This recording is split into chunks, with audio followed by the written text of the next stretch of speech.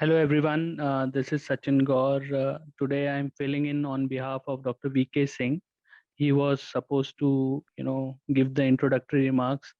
Unfortunately, Dr. Singh is not keeping well because just yesterday he, got the vaccine, and I think he's experiencing some fever and other things. So my apologies.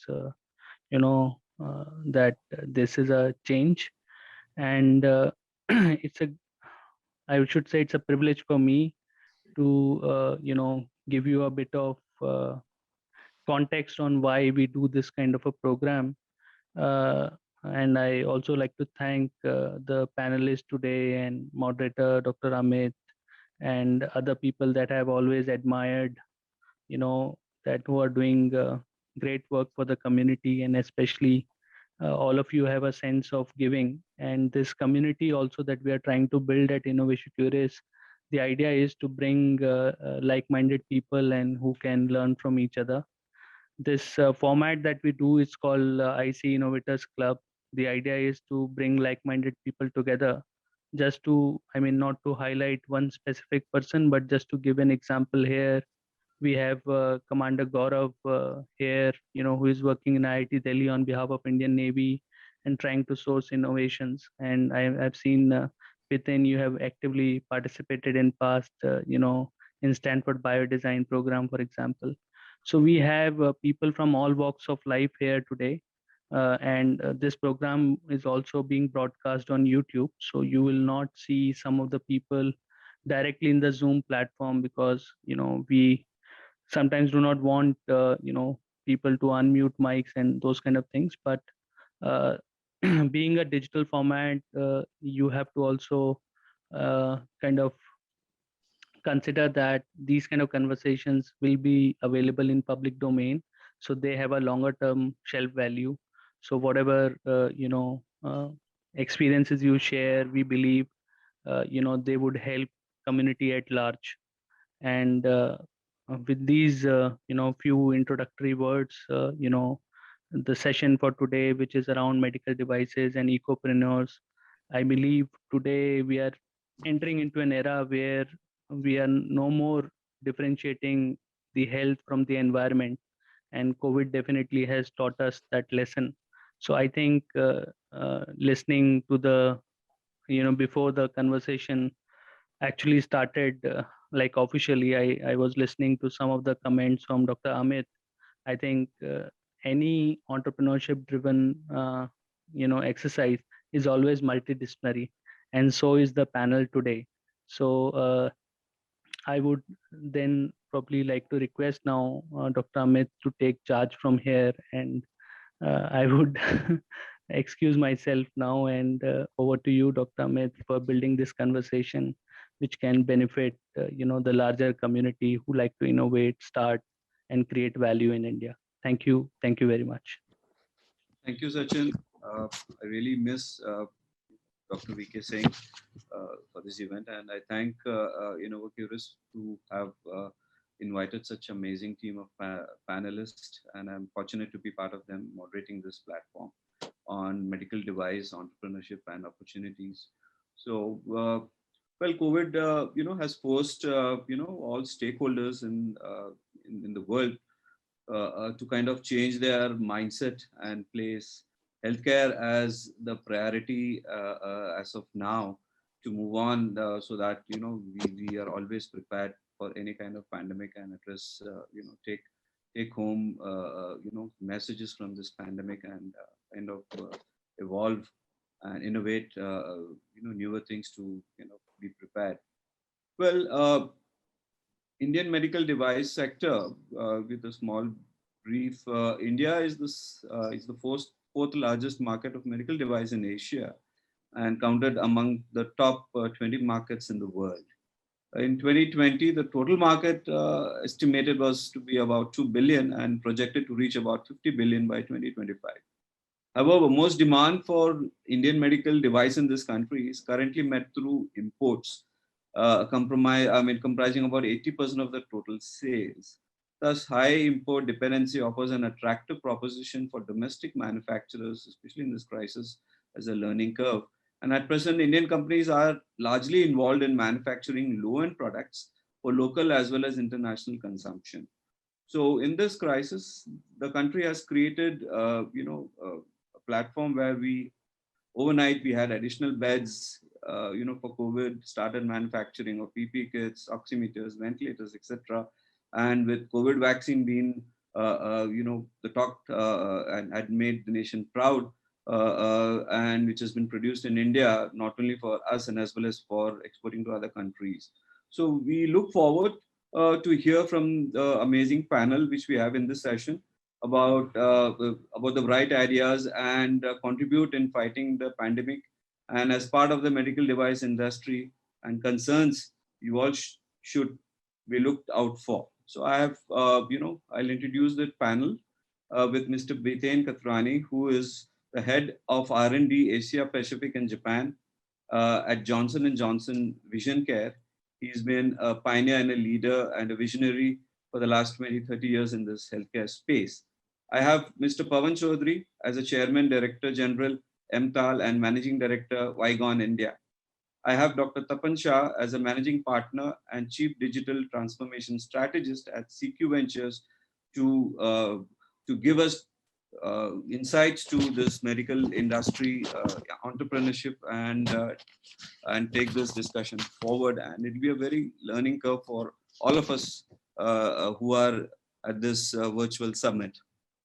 So I would request a small round of introduction with one point, one opening point in regards to your work and opinions related to the medical device industry overview of India and as well as abroad. I would like to, have Mr. Biten Katrani speak about a minute of, one point on his work and opinions related to the medical device as such. On to Mr. Biten. Thank you for the kind words and introduction, Dr. Raj, and thank you to the Innovate Curious team for the invitation today. It's wonderful to be a part of this esteemed panel.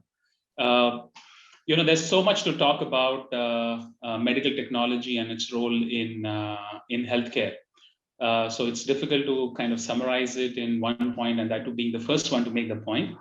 But I'll try to at least share what's on, what comes at the top of the mind.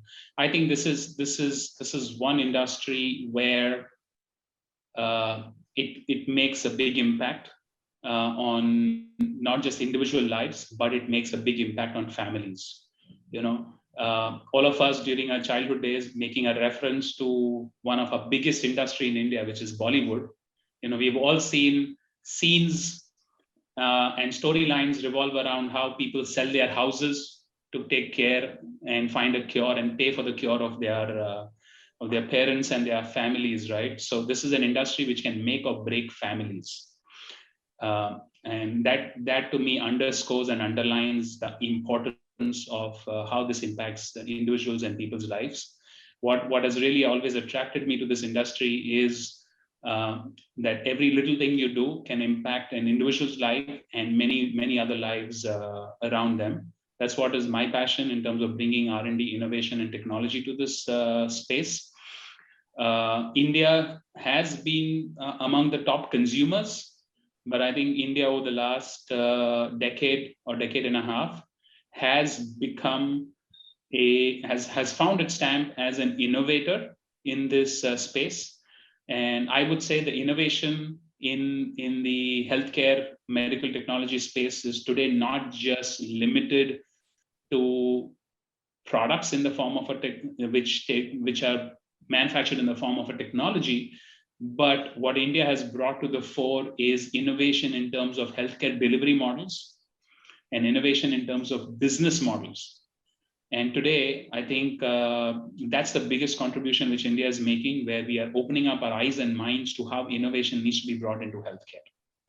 And collectively, I believe medical innovation and healthcare delivery is moving towards what I call, and many of us today recognize as moving towards consumerization. It's moving towards a fine balance between being a regulated industry and a consumer-centric industry. It has for long in markets like US, where it has been the biggest industry, been a reimbursement-driven industry, a physician-centric industry, which is not bad at all. But as insurance models, as payment copay models have changed globally, and more patients are necessitated to dip their hands into their pockets to pay for healthcare, even if it's a small copay value, that is a kickstart of consumerization. And every technology today, be it digital health, e-commerce, is pointing us towards customer now and patients now becoming the center of healthcare in the future. And being the second largest population of the world, we are very well positioned to shape the future of healthcare and medical technology innovation, not just because we have a huge consumption pool, but we have great talent to innovate the future of this industry. So that would be my sort of big picture start point statement. Great. I mean, patient-centric. Great. I mean, Mr. Pawan, I mean, what are your thoughts on this Indian medical industry as an overview? Since you had mentioned, medical device industry is a hinge, is a pivot for a larger door which opens out of, for opportunities and, for especially India. So your thoughts, please, sir. So thank you very much, Dr. Raj. And let me take the lens of pandemic anthropology and share how medical technology is very strongly related to pandemics. In fact, it is the first and a long-standing recourse to pandemics.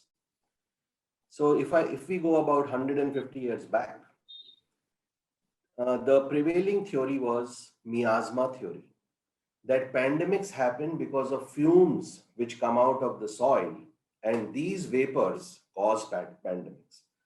So the technology at that time to handle this dubious origin was paving thousands of square kilometers of road, of soil with flagstones, as you see in Europe. This was the technology because the theory was that. Then cholera came, zoning restrictions were the technology. Then rat became the culprit. So architecture changed. Then people started somehow understanding that this is spreading from some people to people, which is when powder rooms came in homes, because every day boys had to come and deliver your coal. Coal was a daily delivery to homes. And they understood that somehow they are bringing this thing in. So they had these powder rooms where they could take a wash.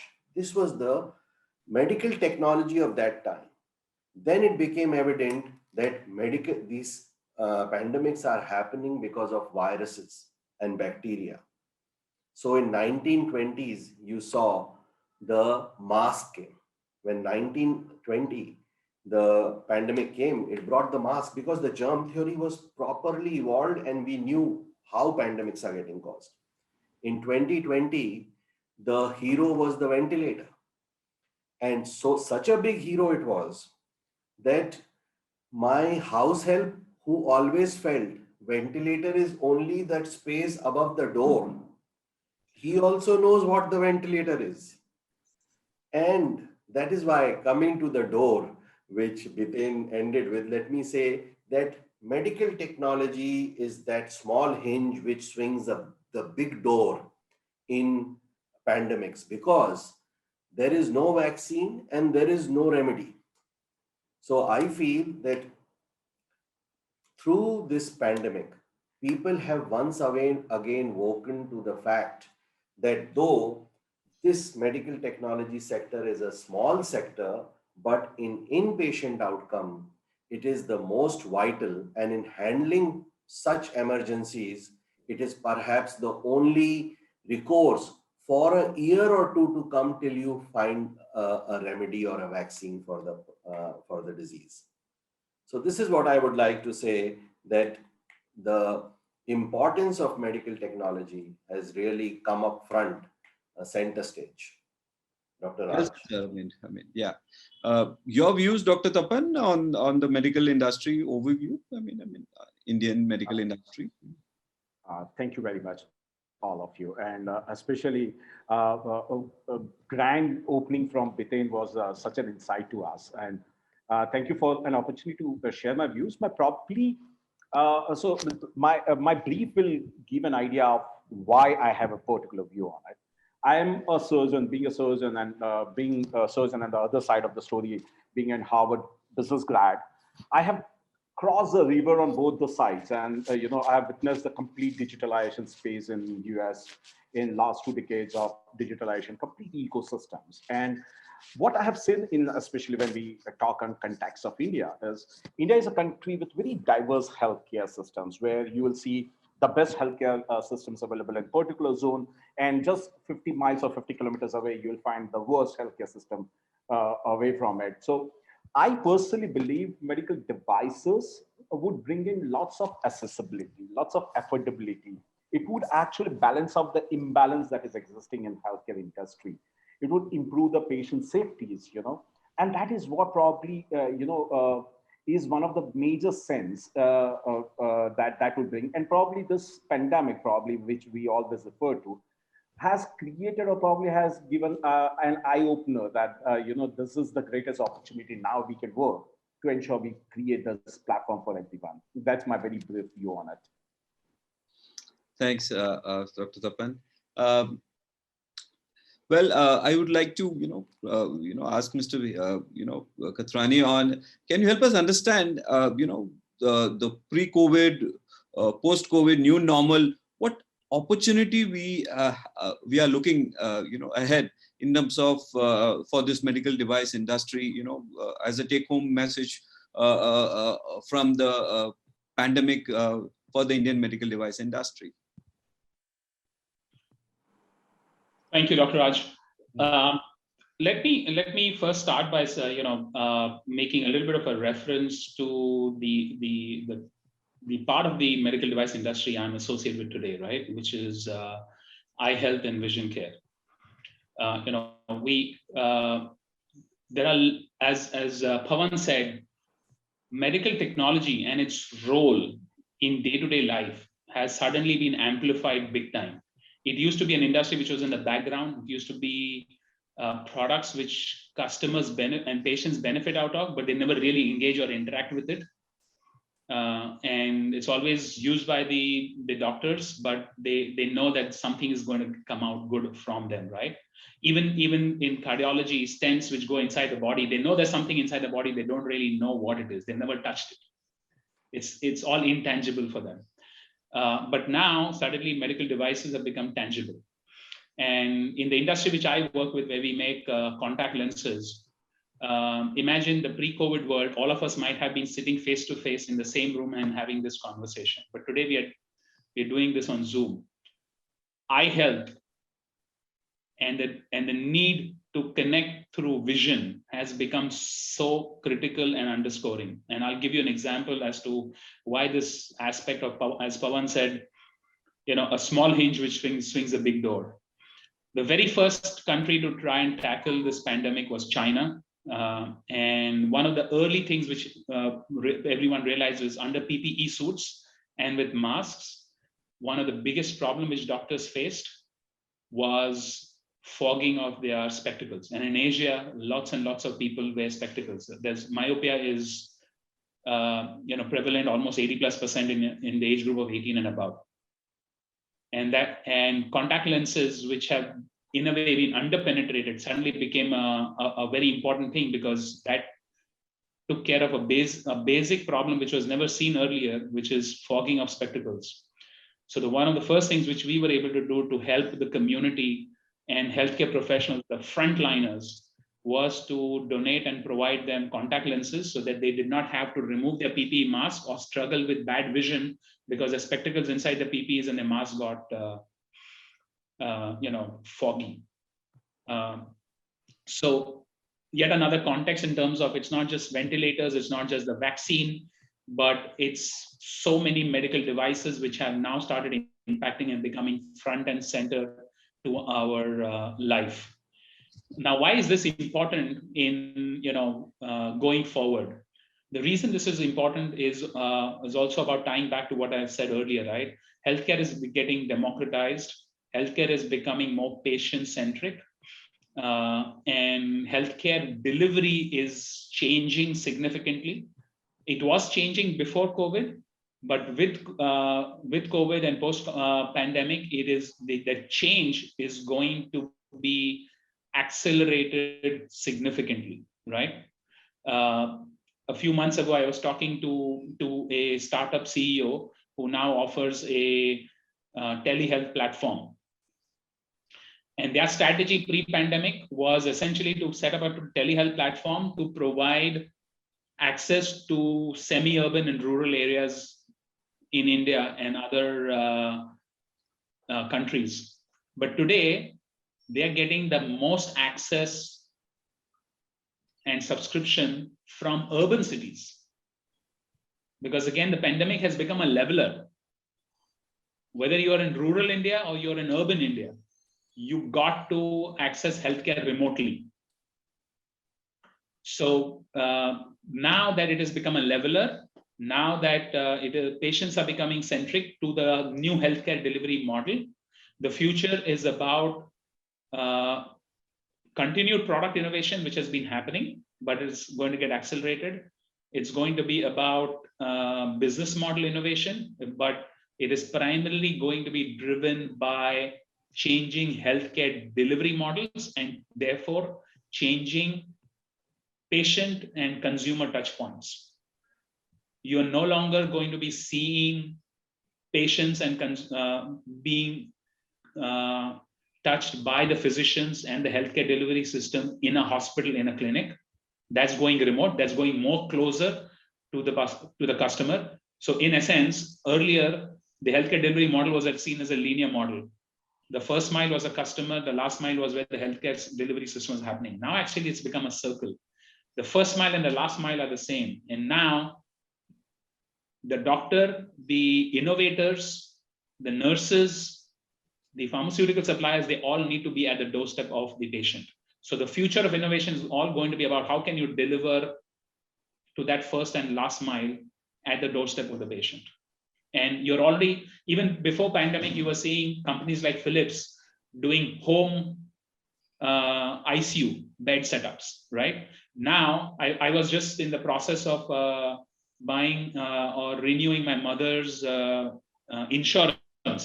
And very clearly, several insurance companies are calling out that home ICU is now covered in the insurance plans.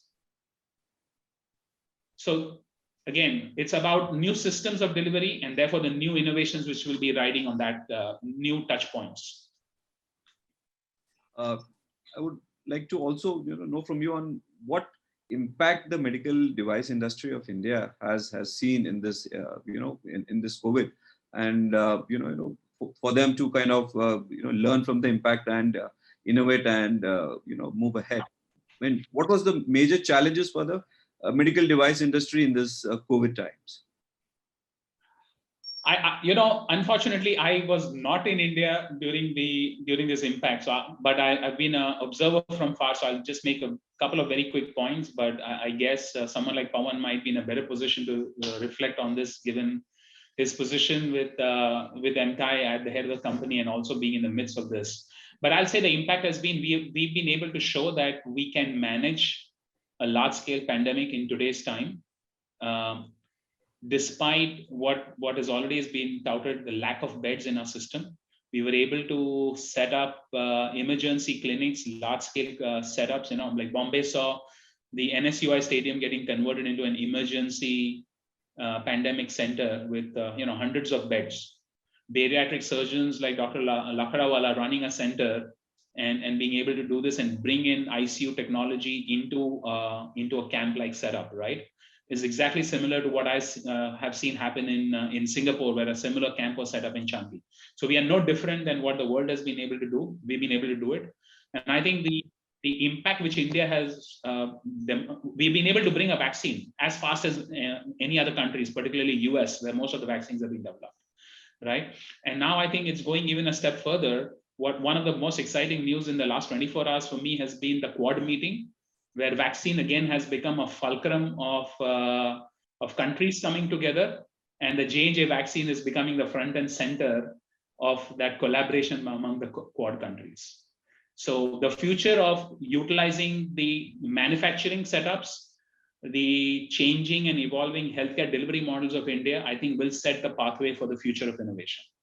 But in terms of what happened during the core, I'd really defer to someone like Pawan or anyone else who was there in the front and center of this.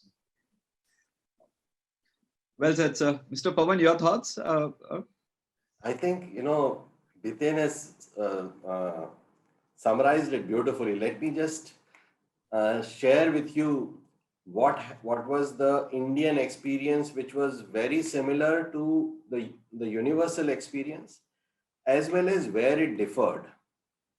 And I think the big difference which has come post-COVID is that healthcare is likely to get democratized. It is actually getting.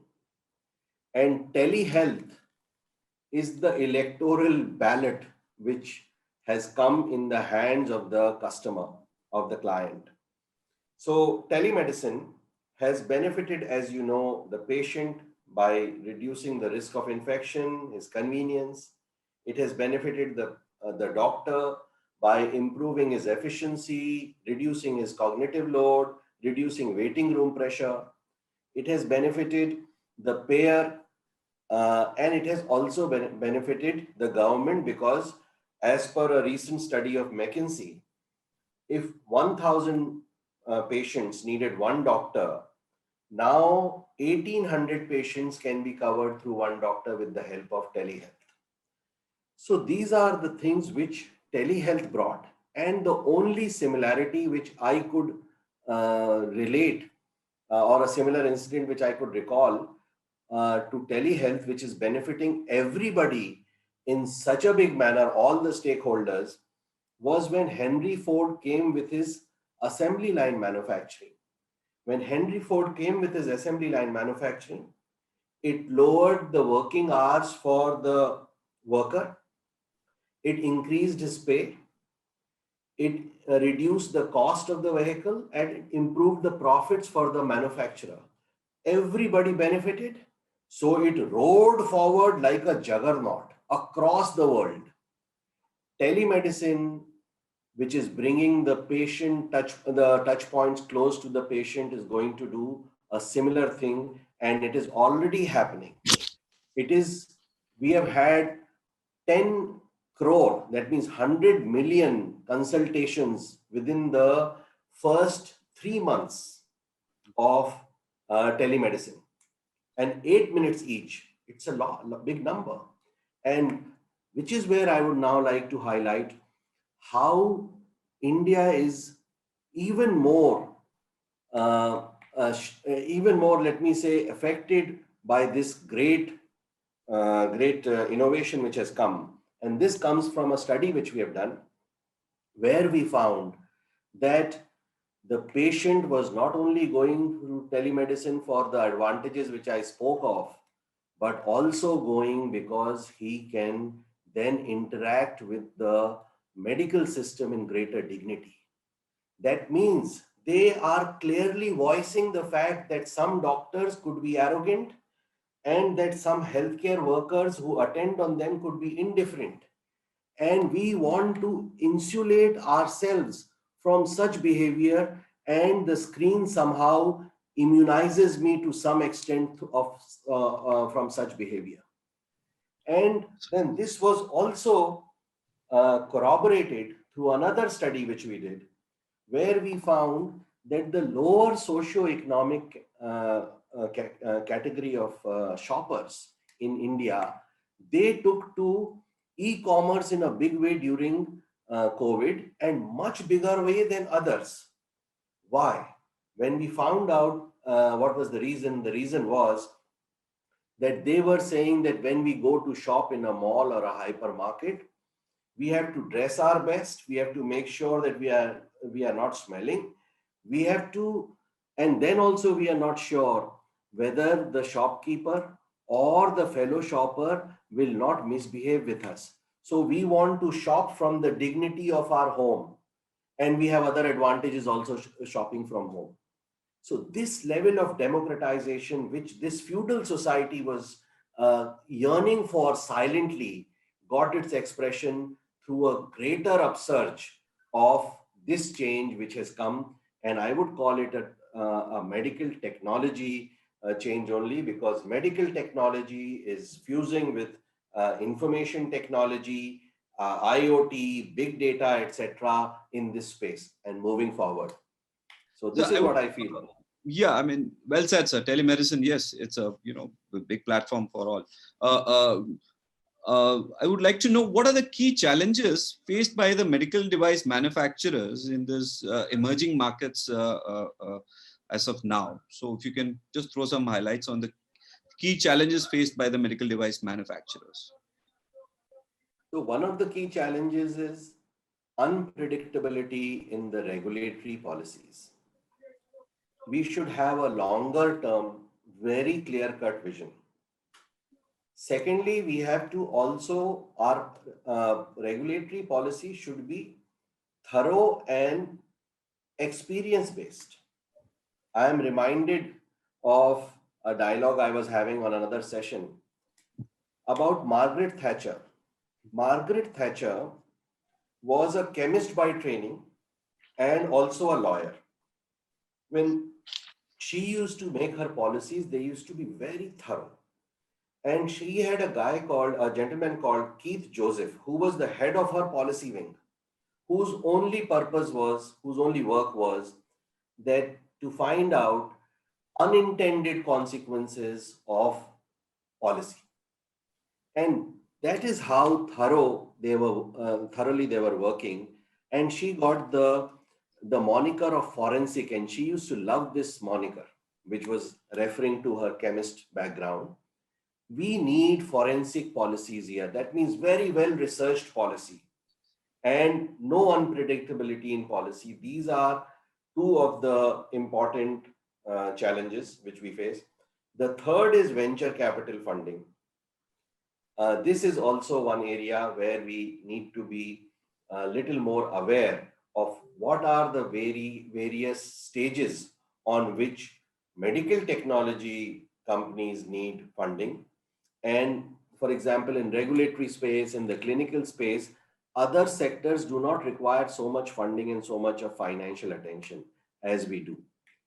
And the fourth is the technological ecosystem, which is composed of electrical, mechanical, software, hardware, clinical, and regulatory domains.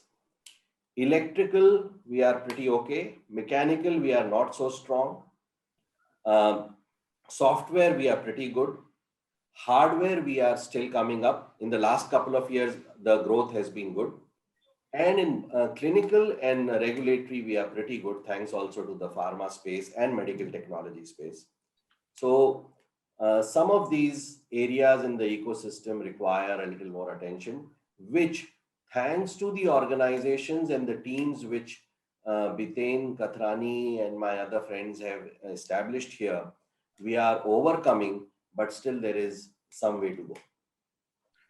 Great, sir. Dr. Raj, if I may add one more point, Pawan summarizes really well. I'll add just one more point, which is, let's not underestimate the role of supply chain in the success of medical device manufacturing in any country, including in India. And what I mean by that is, for a long time, and particularly in the last 5-7 years, in terms of how we've gone through some of the pricing related strategies in India, we've focused on the end product pricing, but what we have forgotten is the lessons we have learned in driving success in the pharmaceutical and the automobile sector in India.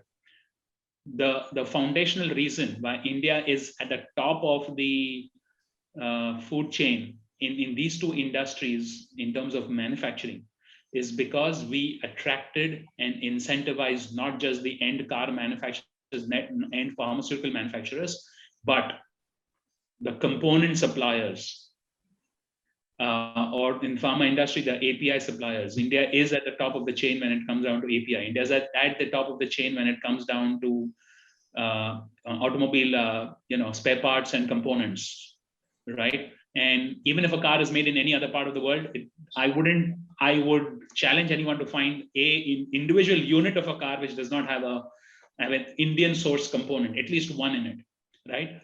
That's a part which we have not recognized and not fulfilled when it comes down to medical technology. Unless we incentivize and bring in to play the component suppliers, be it approved biomaterial companies, be it good quality ISO 13485 approved, quality system based injection molding companies, extrusion companies who are primary to supplying these components. If we don't incentivize them, it is actually,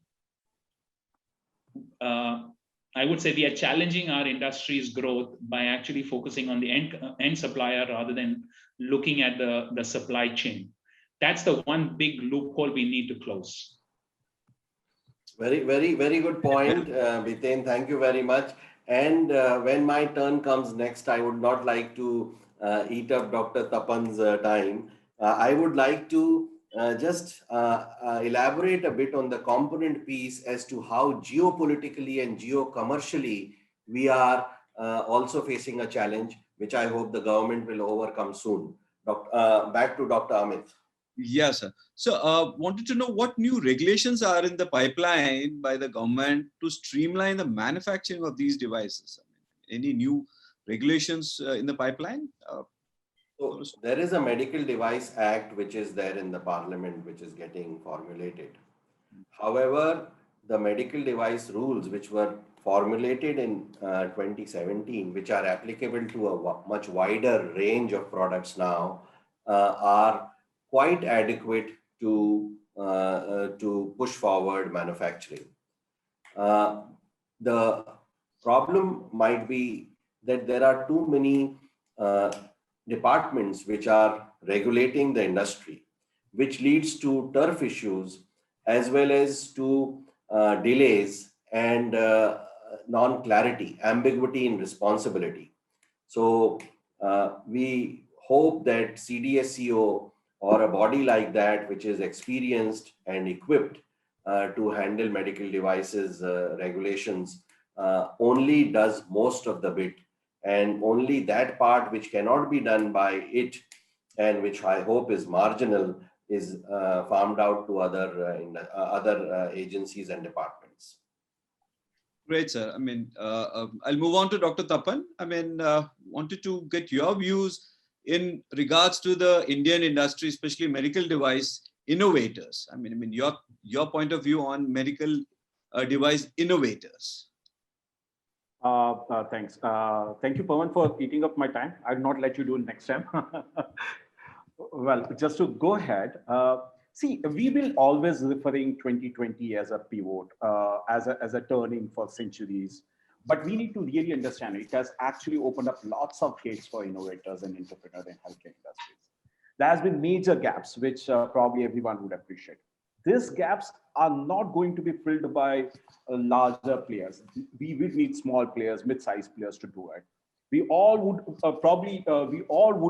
need eventually to look at how beautifully we did virtual care deliveries. We did logistics. We are now expanding into mental health and wellness. How we have been great pushers in our drug and vaccines candidate, our logistic data insights and stuff like that. Just to give you an insight on both the sides, which probably he wanted to.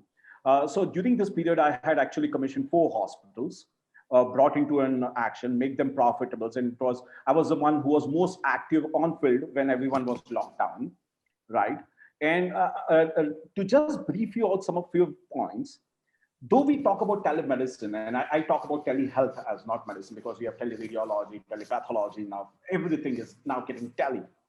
We still have a major challenges as we, as an Indian ecosystem in digitalization, have always has a habit of doing a very leapfrog innovations. We never have a linear innovations or linear transformations in digitalizations. So the challenge people do talk about, oh, telehealth, and we had lots of consultations. I have picked up around 10 major hospitals, tried taking in tele appointments myself. But trust me, the appointment doesn't happen properly. It would give you troubles into it. The reason is we have never invested our thoughts in a long vision that we need a software teams, we need a backup teams, we'll need an integrations, we need a clinicians integration with the things, a backup of those clinicians, whether, and again, we have to understand customers and behavior. We want to see Tehan as a doctor to look into. We don't want to see the other doctors. So these are the major challenge when we look into telehealth as a ground reality is concerned. When we talk about logistics, it had played a fantastic change and people have done fabulous job into it. I'll touch on a few points which probably both the speakers have raised issues upon. Venture capitalists, I have personally seen there is a huge willingness to fund now.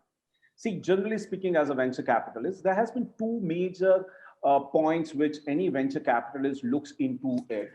What is the value proposition a system is giving and what is the potential long-term success? Now people have realized that health tech or devices industries are providing lots of good value propositions and long-term success. So there has been a significant, vibrant move if you really look into it in wellness segment, mental health, or care delivery problems, or probably data open source or open source, interoperable platforms. So these are the general spaces which probably would take away huge lion's shares of investments when it comes to venture capitalism. Talking about regulatories, India regulatory, yes, I would agree with Pawan that it is a very complex, especially when you look to MedTechs and medical devices. There's a confusion of lots of, whether it is a software as medical device, software of medical device. There's so much of, if you really look into it, we have a different protocol for a device. We have a different protocol for software. We have a different protocol for AIs. And actually all those protocols conflict within each other, which makes it very difficult for an innovator to come with a product to get accepted, or probably a global partner to coming into India to get accepted. So these are my brief, quick points onto it. Great. Wanted to know, what are the gap areas where we need to innovate in medical devices? So largely the gap I personally see it is we have to understand what is the product really required, market fit products, number one.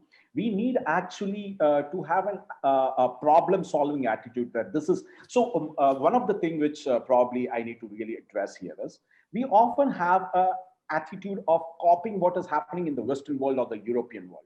We have to understand that we are a very different ecosystem as healthcare.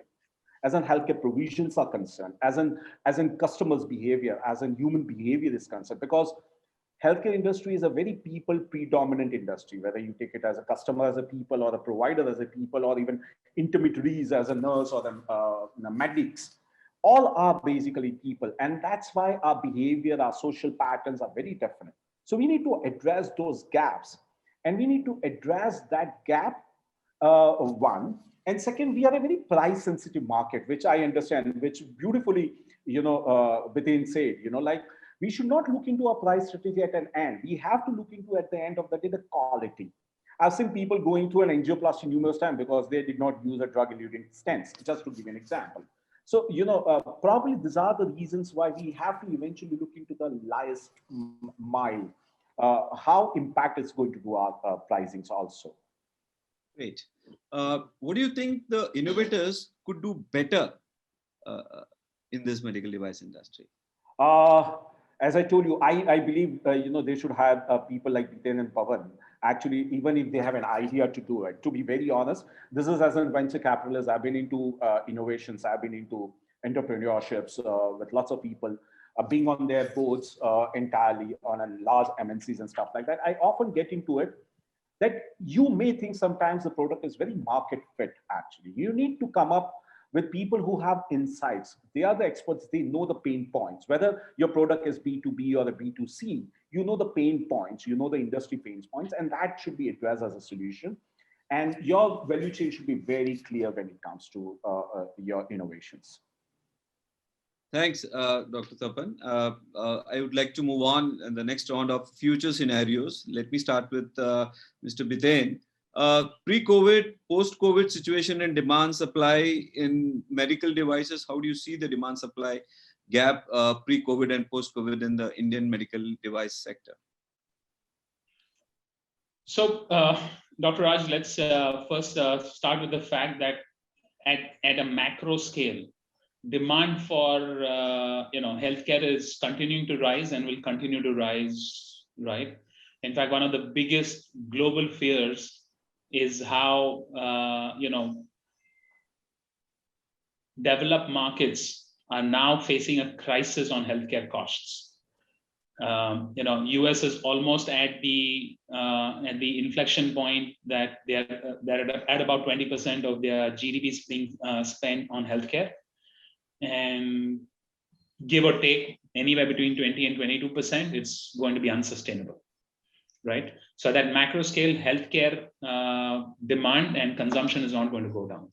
I think what changes pre and post COVID is specific, disease states which change, and I think this is also a tipping point when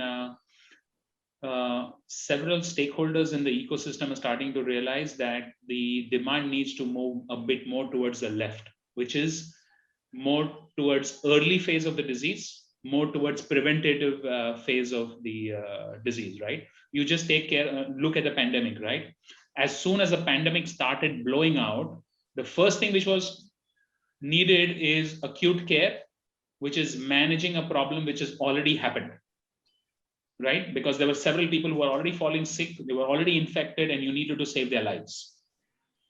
But as people figured out how to manage that, in a very short time, the focus moved towards managing the disease very early on, and for that matter, preventing, right?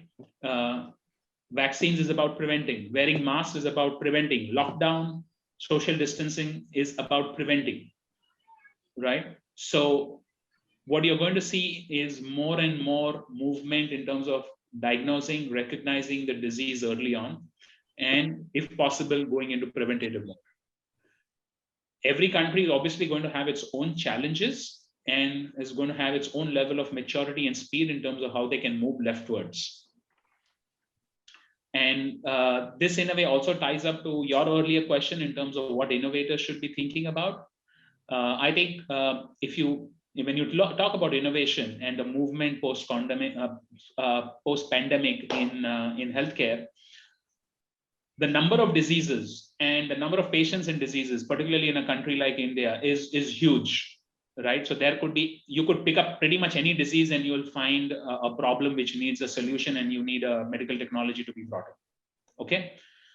But I think the focus really has to be on very clear definition of the clinical problem and the delivery problem. For long, we have focused on, again, affordability of healthcare. Affordability, we need to realize, is the end outcome. Your starting point for innovation, and affordability comes with scale for any innovation and any delivery process. What you need to start with is making sure that you have a crisply defined problem. The starting point is the clinical issue, not necessarily the technology. Technology is an enabler of the solution. And then in your business model of innovation, you need to bring in the concepts around awareness and access.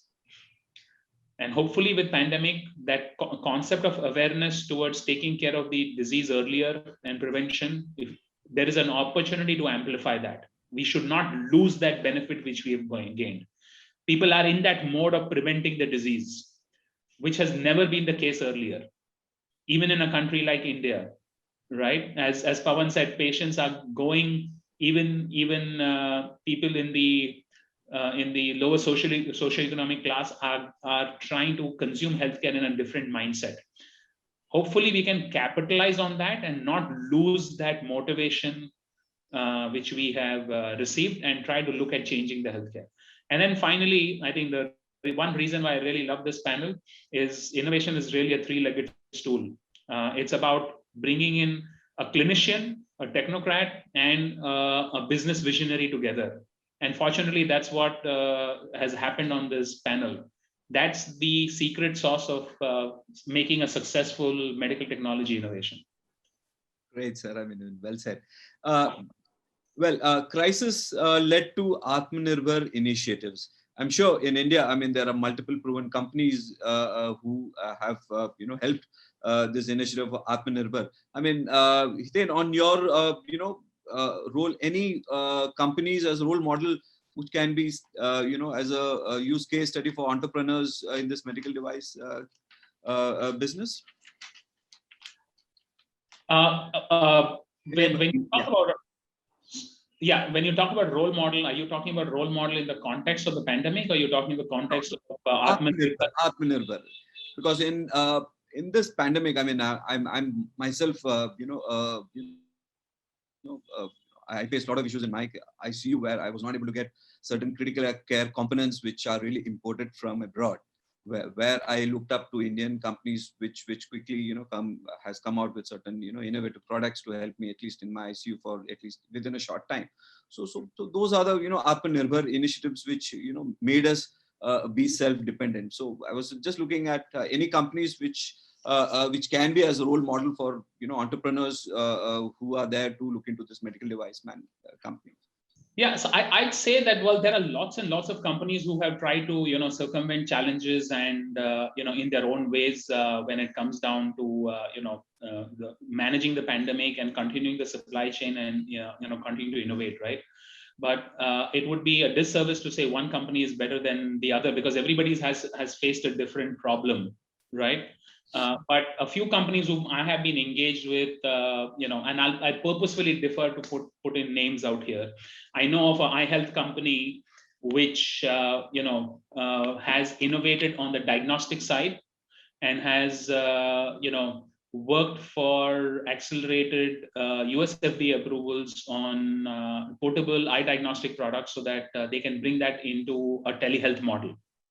And to me, they have not only tried to solve their own problem in the pandemic stage, but I think they've set the course for their own future. A same company has also made a change in terms of creating certain very, very innovative telehealth models and bringing eye health diagnostics at the doorsteps of the consumer, right? And I came across this company when one of my friends in India asked me, saying, hey, I have my 65-year-old father is facing dry eye and probably early signs of glaucoma. Do you know anyone who can get diagnosis done at home? And it was wonderful to having known this company and being able to direct this friend of mine. And he didn't want his father to go out during the peak of the pandemic. So I was able to connect them to this company who had created this telehealth platform and also a diagnostic which would go in a bag and make this reach to the patient after having done a telehealth pre and post diagnosis. Great, sir. What new opportunities in this new normal for OEM companies with a digital approach do you foresee? What new opportunities for these OEM companies on a digital approach you foresee? Should we, Dr. Raj, should we defer the question to someone else? Let someone else add. Yeah, I leave it to Pawan or Tapan. I mean, so I'm going or Tapan? No, yourself, sir. Okay. So I feel as far as digital side of components is concerned, and the other points which also came up, the Indian government needs to understand, and at the top levels it does. I had the pleasure of meeting the Prime Minister for about 2 hours, and he does, but I'm sure that understanding is percolating down. So What is this understanding? Today, medical devices have moved, have stretched into the geopolitical domain. How?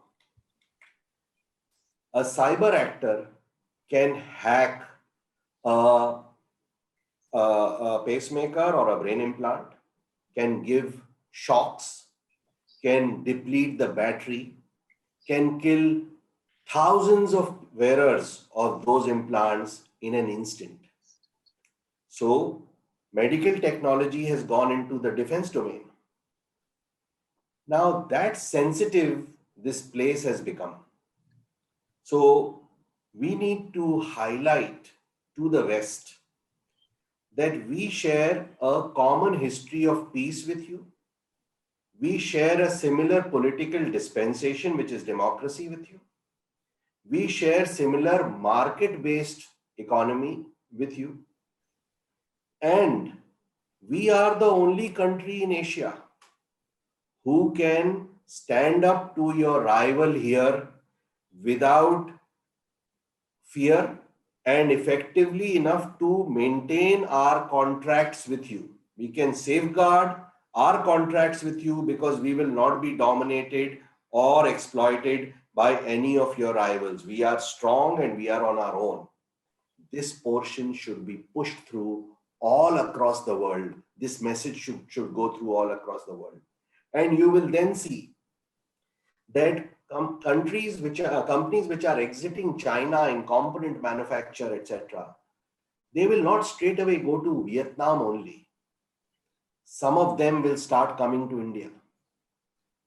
And that should be very well exploited. The other point on the digital side, which Biten said, that all this change of telemedicine, etc., is also changing epicenters of health. So there are new epicenters of health which are coming up. One of them is a micro hospital. You will see many micro hospitals coming up. Hospitals will not be these large 1,000 bed pieces in one part of the city. They might be near condominiums.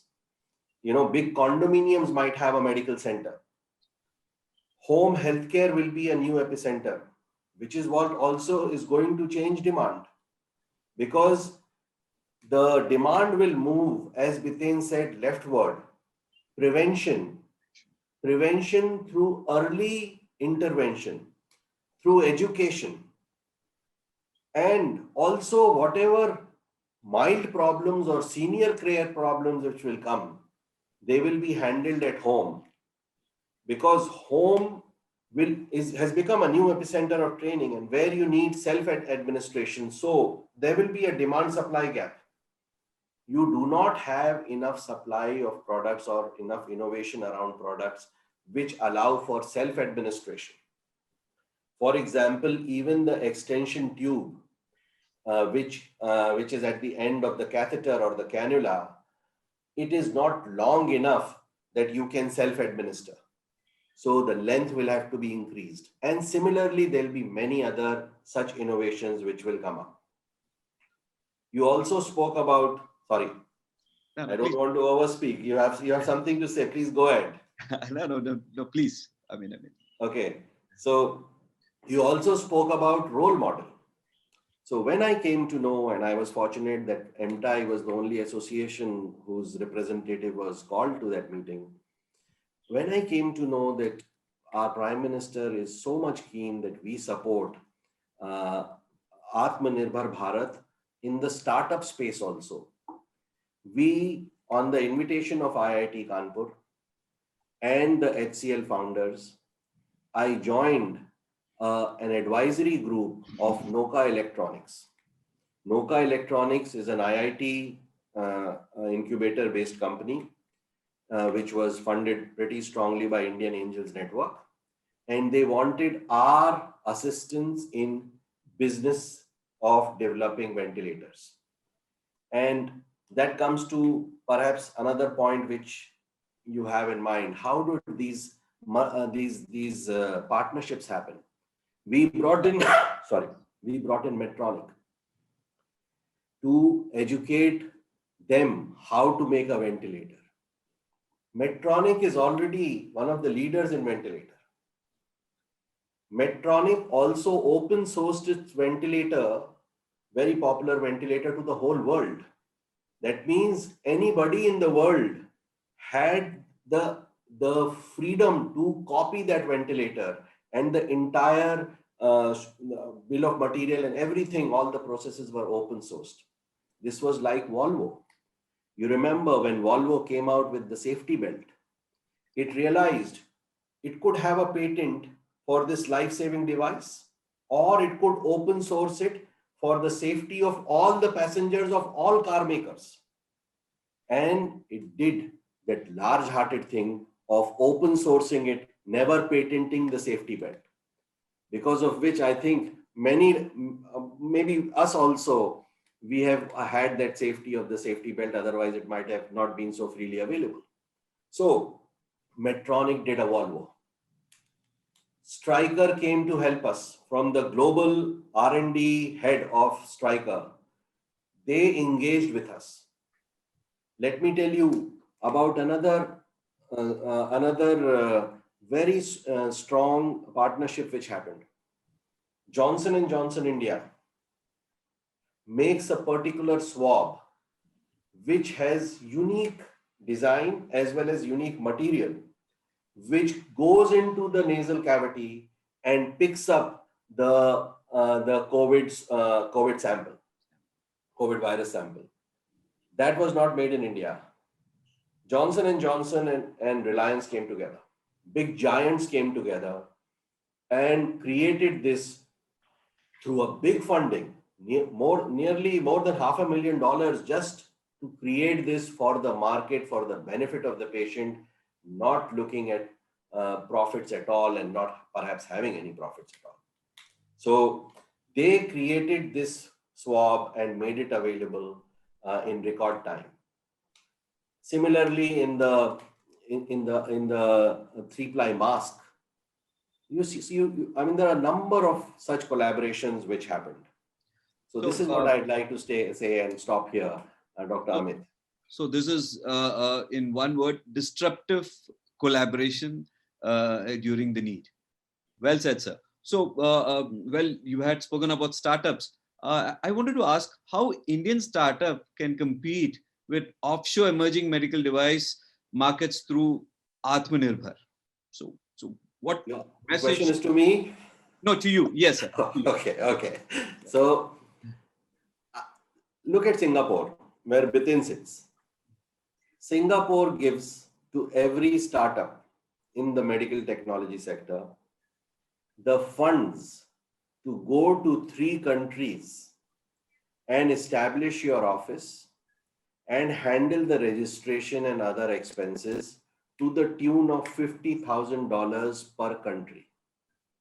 That is per country, per startup, for 3 startups.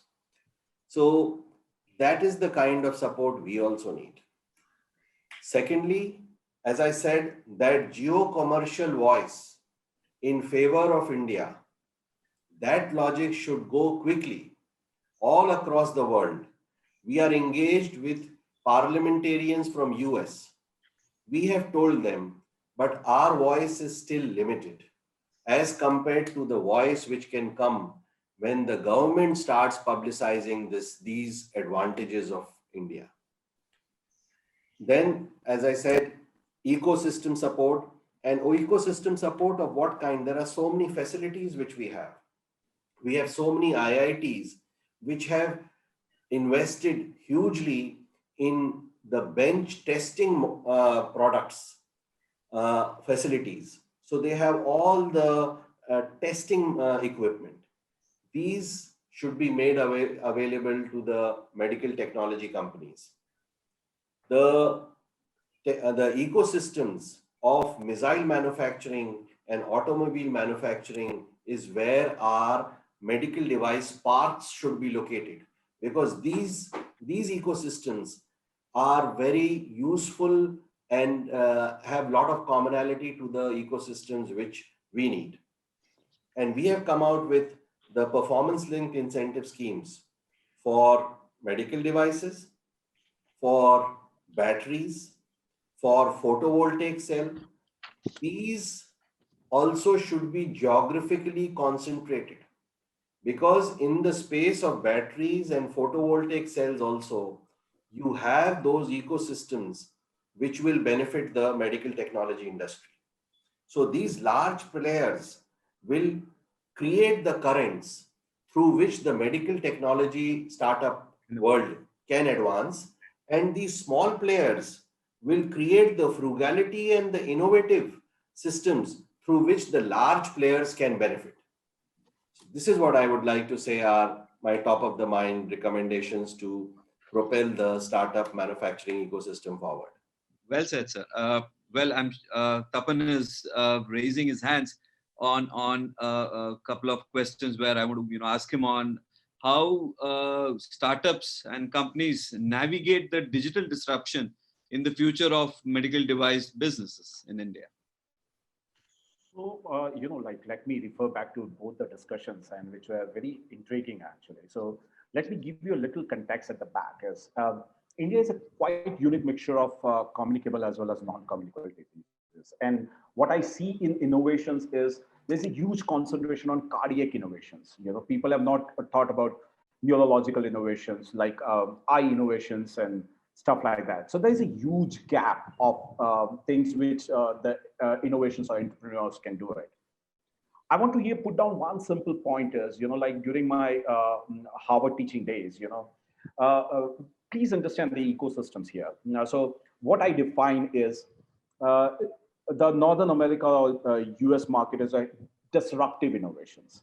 If you really look into European market, it is quite an incremental innovations. If you look into Chinese market, it is a reverse engineering innovations. Often we talk about Indian innovations, and I call them as a Jugaad innovations, and which is a frugal innovations, what we can call it. But I have defined Jugaad in a way it is quite a repurposing innovation. So when we talk about Atmanirbhars and we talk about how the future market would go, I rather take a word rather than preventive healthcare. I call it as a predictive healthcare. There is a purpose in it. There is a defined outcome in it. Right, preventive becomes a very gross, and it is very difficult to show people in present about the future. So that is something which we need to really understand as a standpoint innovators are concerned. Another similar thing is people talk about educations. I call it should be more of an engagement. Engagement is a two-way communication. Education is a one-way communications. Often people talk about patient-centric approach or customer-centric. I call it should be a patient-directed approach. You have to have a potential so much of empowerment and engagement that they are the one who will opt onto something. And when we talk about the technologies and everything is, we need to really create an ecosystem or probably a thing which probably has a knowledge bank available for an end mile.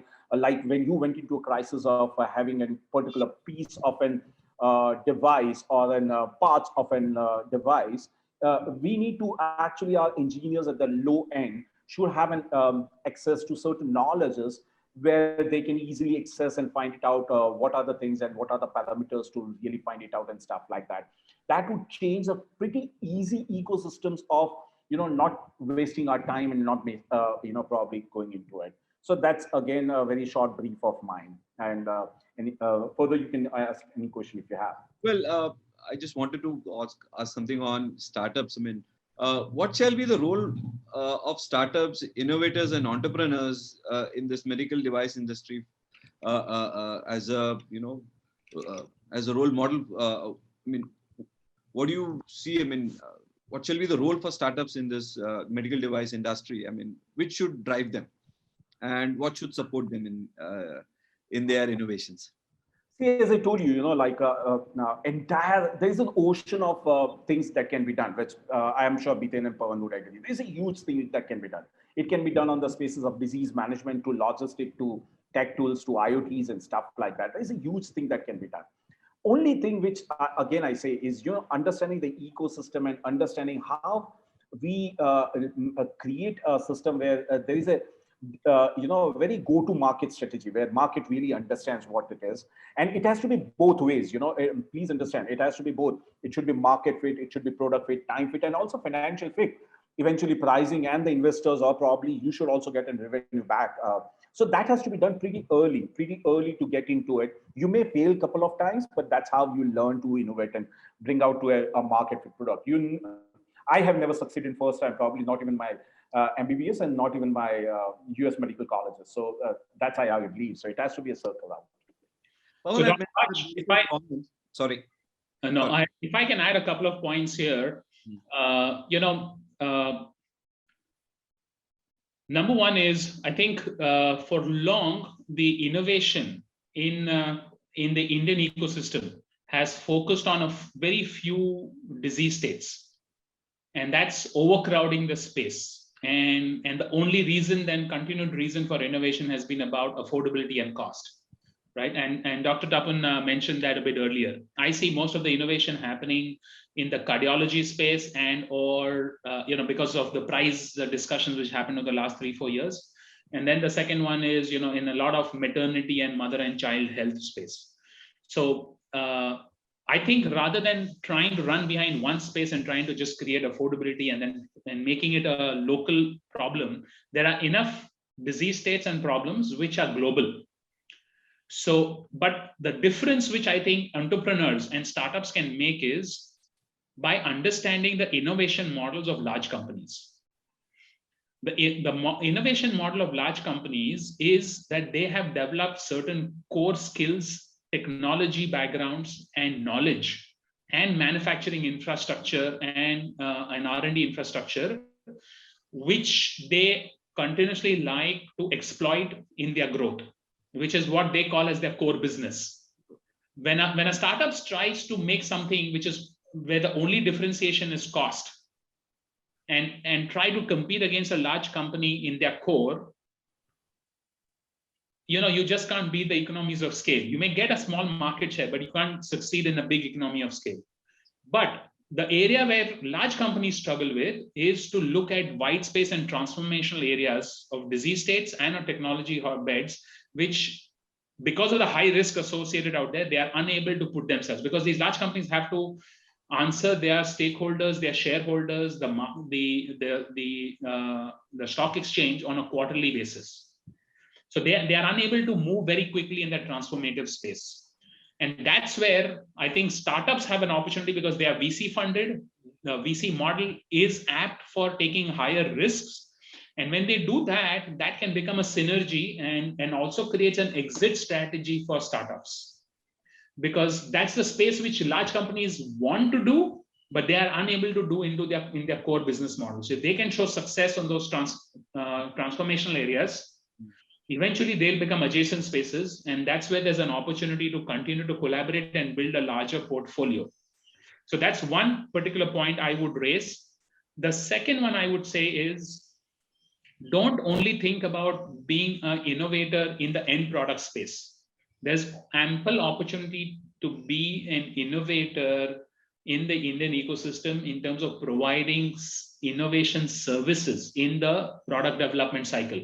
Be it the component suppliers, as I said, be it service providers in terms of testing and validation services, be it in terms of market research and consumer insights, which are the starting point of innovation, or be it these collaboration and integration models where you could have shared commercial models to bring scale to yourself. So there is enough space for that service-based innovation in this value chain. I just add up, Amit, just give me a 30 seconds. Yeah, this question is for you. Pawan had mentioned the cost of funding for startups for innovations. I mean, I feel that's most important as well. Tapan, can you put more thoughts on this, because you have been advising companies for in terms of funding, and so I feel cost of funding for startups is coming out a little steeper in India. I mean, your thoughts. Please, I can learn from you as well. So fantastic. I'll add 3 points and addressing Biten and Pawan and myself also. So when we talk about innovation, I'll tell you, when ventilators were very talked about and people really wanted to go into a mobile ventilator and can handle more ventilators. So very few people know there is an ECMO, which probably Amit you will know, and so people have gone into a kind of a dialysis machine or an infusion machine, which actually purifies and puts an oxygen concentration and removes the carbon dioxide. Why it really actually helped the international world, and what it will help actually is you are actually avoiding the complete ventilation because it's an invasive procedure. It adds to lots of post-invasive infections and stuff like that. So these are the loopholes which I talk about. Let's not get blinded with ventilators, and let's motivate into ventilators. Absolutely, there are lots of chains which Biten said. There are lots of supply chain, or not even medical as a service, as an IoTs, as in logistics. There are lots of innovations that can be done.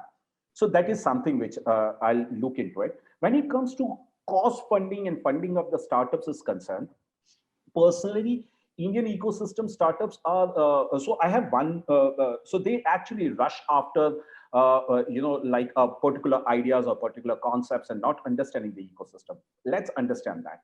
Let's understand how we are going to create values. Please understand, value is not money you earn.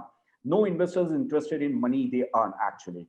If that would have been the case, they would not have been a VC, and they would have been putting the money in some fixed deposits and stuff like that. They are trying to see how longevity you have, how scalable models you have it, and where you can create a model where there is a multiple earning that comes out of it, and how they can actually integrate different systems of services. So there are different funds available, of impact funds, research funds, R&D fund. Here I have probably a question actually to Biten. Biten, can a private startup use infrastructure from an international available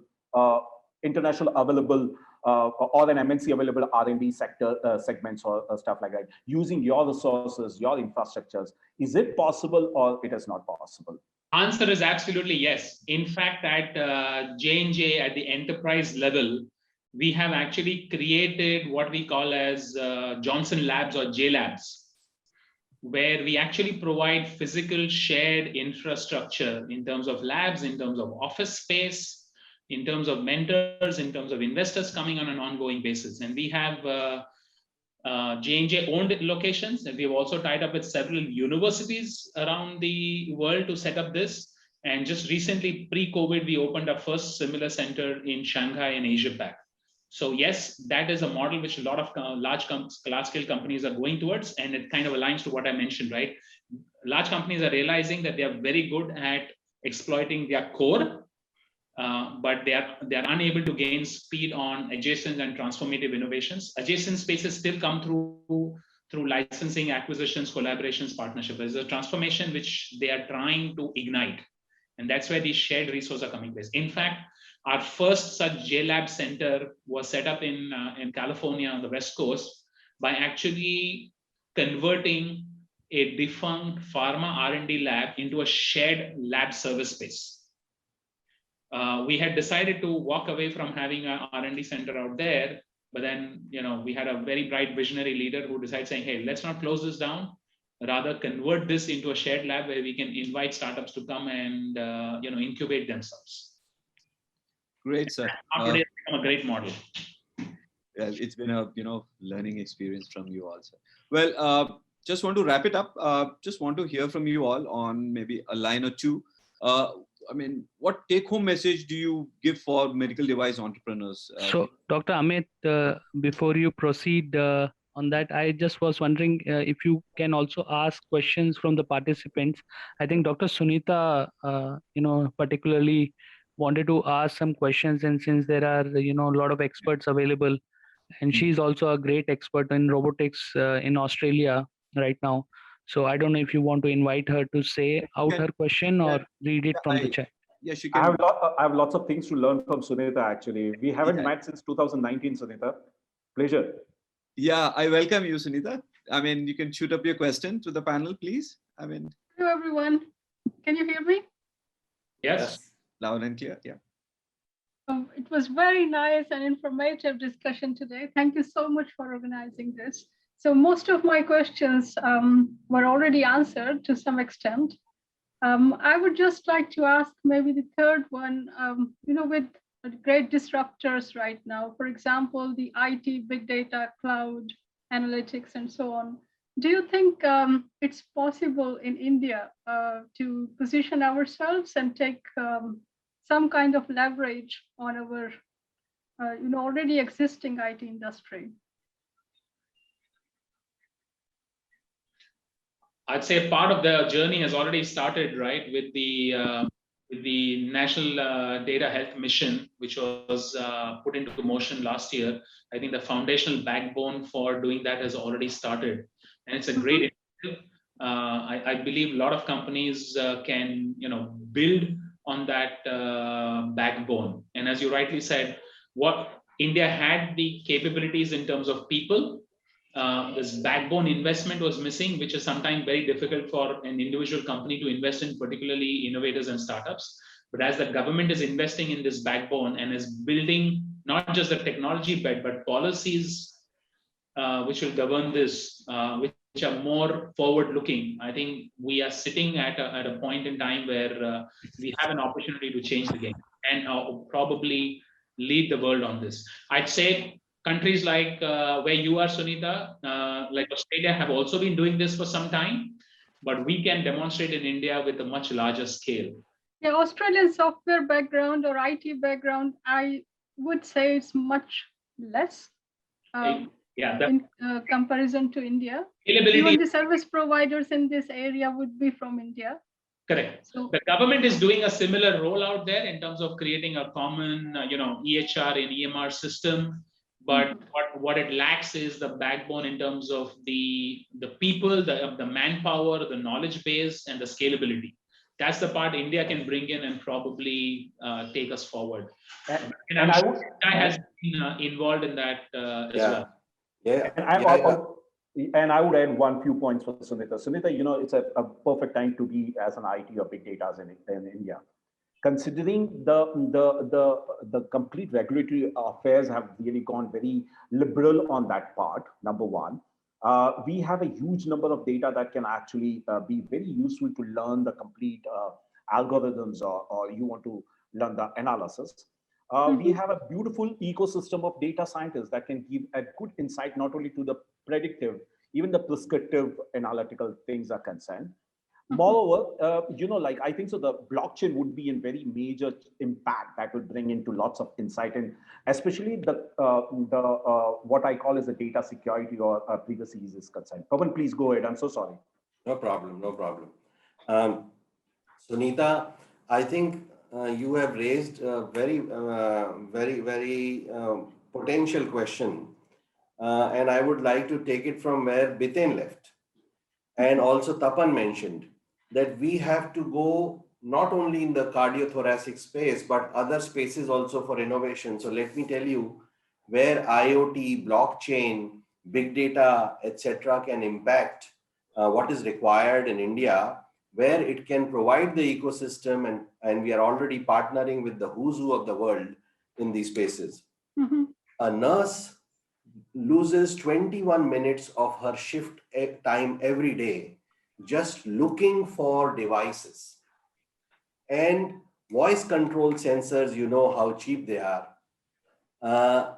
If just every device which she requires and often misplaces has a voice control sensor, this will be a very elementary move from the IoT perspective to help her save this time. This will improve quality of service as well as improve the bed turnover times. And it will save billions of dollars worldwide and surely hundreds of I would say it's not only time, it's in terms of, overall, I would say even efficacy and money, just because, there will be no direct contact with the patient perhaps, and all those sterilization related things could be avoided. Could be saved. Secondly, I would say the medical errors. Right now, you might have heard about this 98,000 people dying only in US alone per year. And that was a 99 report. Most of these medical errors, particularly medication errors, I would say that giving double doses or skipping doses and all that, these all can be managed very easily with IT and cloud. IoT. Absolutely. I have read I that book, absolutely agree. Howard The Leaps. patient safety has so much improved after IT infrastructure. Because it's not going to replace doctors or medics. It's just going to probably give them the flagship where they can improve the human interface as a better interface. That's it. I'm sorry. No problem.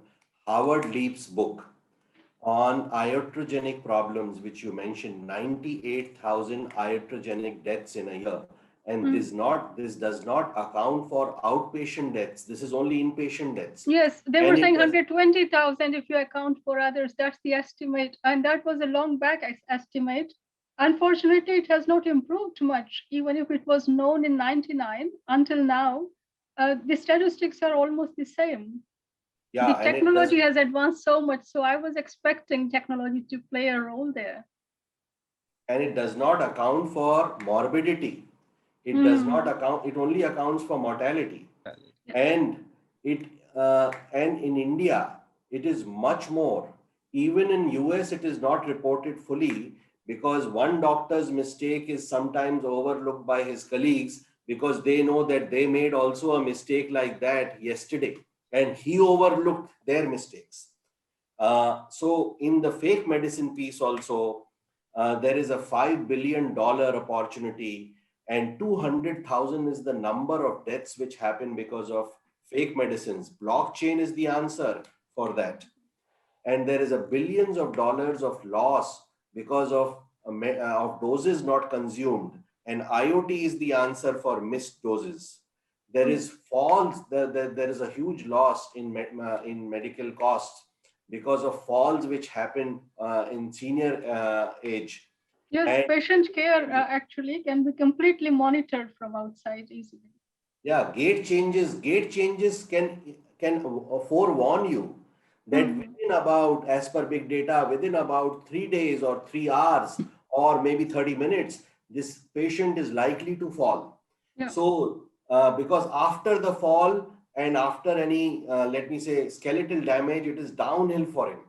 So the point which I would also like to highlight here, Sunita, is what Biten said, that the large and small can come together.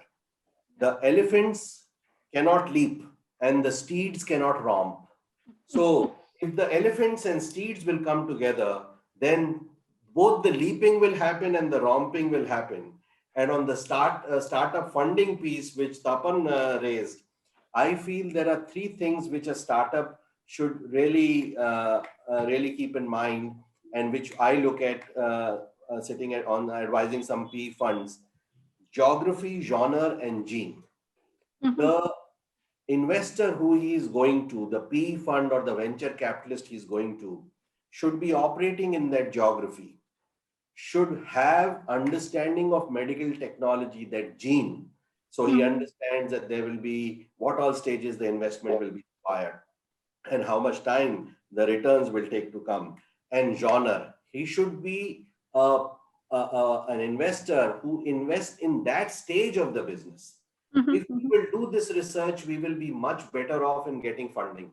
But if we just pray and pray, our chances of getting funding are that much less.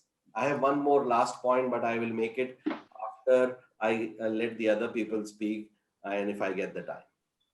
Yeah, Tapan, I mean, 1-2 lines. As Okay, so excellent. I'm so impressed with Pawan and Bite because I was so intrigued. I was even not prepared to answer that one online. So I believe, yes, I would say it is a very right time to get into the healthcare market, whether it is the devices or softwares or IoTs. People were talking about fall rates and everything.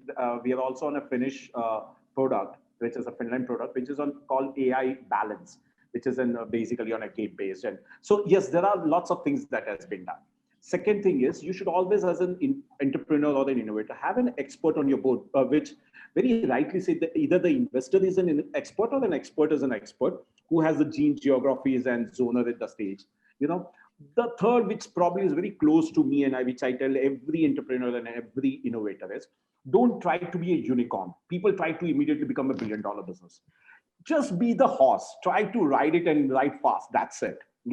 Probably win the race first. That's what something you need to really understand. We don't need to be next Mukesh Ambani's every time, that's a wrong concept.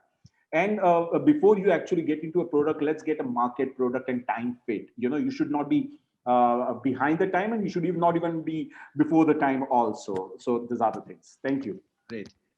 Yeah, Mr. Katrani, what about you? Tough to summarize after you have such brilliant words coming from Tapan and Pawan. But I'll say a couple of things here. Number one is don't take pride in the technology. And although I come from an R&D background and an engineering background, I always have said, as an entrepreneur, as an innovator, take pride in the problem you're solving. And therefore take pride in the willingness to pay from the patient or the consumer or the doctor or the hospital in why they want the problem to be solved. So that's number one. Be passionate and truthful to that problem you're trying to solve. And the second one is do not run behind the affordability issue that will come, but focus on the patient access and awareness side of it. That to me are the biggest unsolved problems in emerging markets. It's not the affordability part, it's the wrong horse to ride on. To Tapan's point, if ride the horse, as he said, but ride the right horse, which is the horse, apart from your innovation, ride the horse of driving awareness and access. Truly said, sir. Mr. Pawan, few words. So I would like to add to the point which Miten earlier made, that we should, as startups or even otherwise as established companies, we should not focus on only delivering the final product. It could be a component, it could be a service, and we must understand that globalization is going to change, but it will not go away. Localization and globalization will merge into smart globalization, where on the surface, there is globalization to ensure supply chain fluidity. And at the local level and at the lower level, there is enough localization to handle the economics and politics of those countries, of all countries. That way, this kind of an approach is going to emerge, and where the politics will not shrink, but the economies will expand. So we need to be aware that we have to find what are the currents which will sustain. Globalization and localization are two currents which will go together. The second point which he made regarding affordability, I fully agree with that. And also I would like to say, along with affordability, your first product which you'll come out with may not be perfect.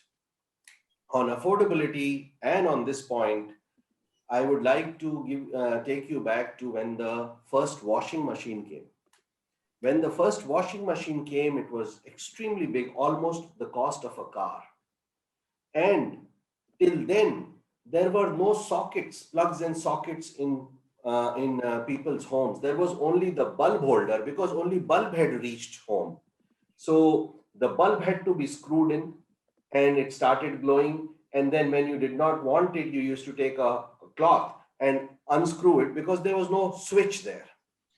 So when they came out with the washing machine, there was no switch, so they connected it directly to that bulb holder. Now, what used to happen? When the woman used to connect it to the bulb holder, her long hair often used to get caught in the washing machine. So the washing machine started getting blamed for huge damages it is causing, because nobody realized that time that there should be a plug switch off, on, off kind of a switch there. It came, and this cost of that washing machine also came down and reduced the meniality of that work tremendously, freeing the woman as other technologies did. So I would like to say, do not go for affordability. Affordability will come. Do not think that you will make a perfect product in the first go. Try for quality and greatest safety.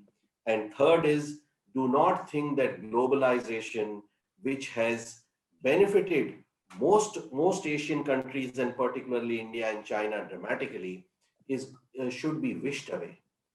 It is who is pushing against globalization.